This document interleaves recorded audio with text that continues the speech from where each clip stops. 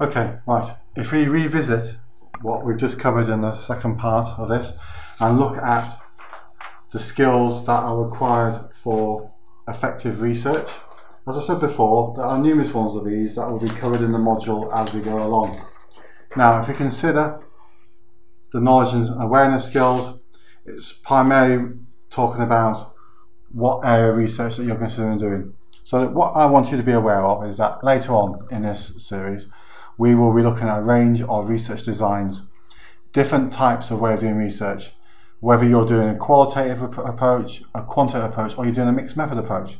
Now, this all depends on your methodology and it depends on your literature review, etc. But we'll visit this later on within the series. Looking at skills and abilities again, as I said to you before, we will cover the ability to search libraries and online data sources. And it's very important that what you're going to have to do within this assessment you're doing, the toolkit, yes, you may have a practical application, but you're still going to have to be able to argue and justify your methodology and your literature in a way that has your academic underpinning. And we'll cover that in more detail, both within the lecture series, but also within the workshops. Personal qualities, as I said to you before, emotional resilience and creativity are important, but also one of the most important things is clarity of thought. As you'll see from the next lecture that I will be doing as part of this series, I'll be looking at the ability to have a critical mindset and the ability to actually look at literature or look at data with a critical underpinning to show and understand what are the important or salient points that support your research. Right, let's move on. Okay, so the final part of this first lecture, we'll look briefly at management research and whether it's distinctive or not. Okay, according to Easterby, Smith, Thorpe and Jackson, you will see from the table in front of you that it has three key features. First of all, management research methods are eclectic.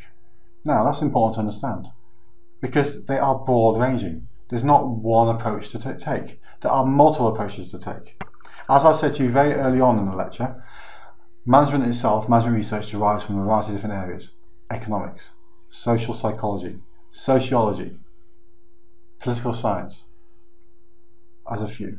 So therefore, a lot of the research methods that are included in this area do have underpinning within a social science background. Now yourselves, coming from a broad range of subject areas, will have different views about research and your understanding of what's going on. Now, as far as we are concerned, we have no preference for what you do, as long as you actually understand and justify how you're doing your research. So when you take into account management research methods are eclectic, look at the potential implication for this. The most important thing is you need to be aware of underlying assumptions. Now, social science research itself is based on assumptions. It's not based on a positivist or scientific underpinning. In fact, it's based on assumptions about how people behave. So you need to be aware of this, and you need to be aware of the particular subjectivity that could occur in your research. What you're doing is you're looking at the evidence, and it's what the evidence suggests. From the data collection you're doing, you're not coming up with a definitive answer, a scientific proof answer, you're coming up with an interpretation of the evidence and data that you have. Okay. Managers and employees are high educated. Well, we now live in a world where more and more people have degrees, more and more people have master degrees, more and more people go to university. And even those that aren't, you've got to realise that you're not talking to an audience that is an empty vessel. You're talking to people who actually will have an understanding about the subject area that you're doing. They may have an insight themselves into it. So the most important aspect of this research is that you look about how they can contribute and how they can discuss what's going on. In a way, they're a partner within your research. You're getting their perspective, using their expertise and their knowledge that they've created over a period of time within a particular topic area. Don't make any assumptions that they know nothing about the subject area. You're looking at their perceptions, their view, in fact, in lots of ways, their story. Finally, action is frequent outcome of management research. Yes, a lot of research you do in management circles is practical application, right?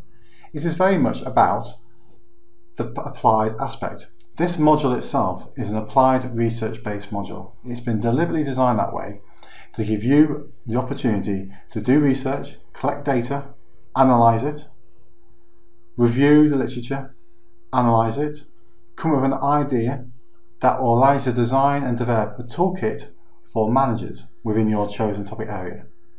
This will have value to the organisation you do the research on, or the group of managers, because it will be allowed to be able to use as a developmental tool or educational tool. So therefore, there is justification behind this type of research. It may not necessarily be pure research in the traditional sense, but it does have analytic and also normative and descriptive aspects of it to underpin what you're doing.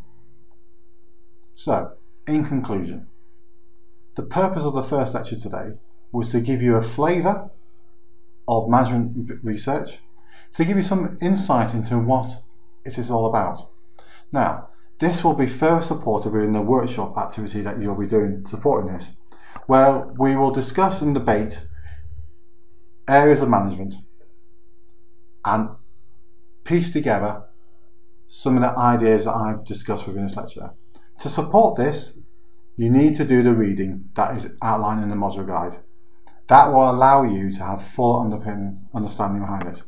Please see this as a holistic approach. You have this lecture, you have the supporting reading, and you also have the workshop.